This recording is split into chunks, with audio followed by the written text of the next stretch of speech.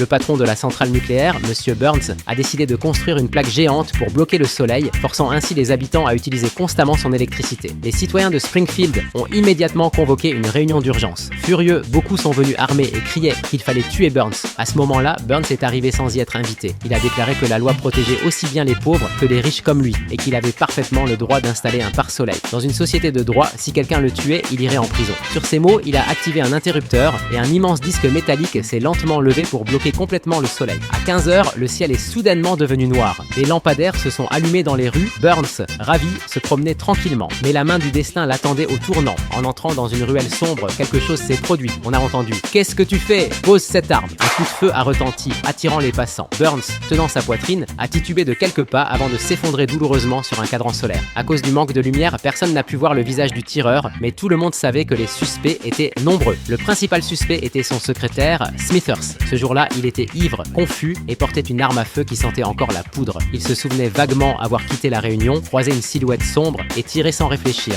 Aurait-il pu tirer sur Burns sans s'en rendre compte ? Tourmenté, Smithers s'est tourné vers Dieu pour se confesser. Mais le shérif, malin, avait prévu de tendre un piège à l'église. Smithers fut arrêté, ce qui fit grand bruit à Springfield. Un journaliste lui demanda pourquoi il avait voulu tuer un patron qu'il admirait tant. Smithers répondit « C'est comme Kobe qui aimait le basketball, mais quand il est tombé du ciel, il n'a pas rebondi. » Devant leur télé, le clown Krusty s'indigna, c'était une de ses citations. Son assistant lui rappela qu'il l'avait lui-même volé à une autre émission diffusée le vendredi précédent. Or, c'est précisément à ce moment que le crime a eu lieu. Si Smithers regardait l'émission, il ne pouvait pas être le meurtrier. L'assistant courut prévenir la police. Smithers se souvint alors qu'il était rentré chez lui pour voir l'émission et qu'il avait croisé un vieil homme sur le chemin. Il pensait lui avoir tiré dans la jambe. La police retrouva le vieillard qui allait bien. Smithers fut alors blanchi, mais cela signifiait qu'un autre suspect était toujours en liberté.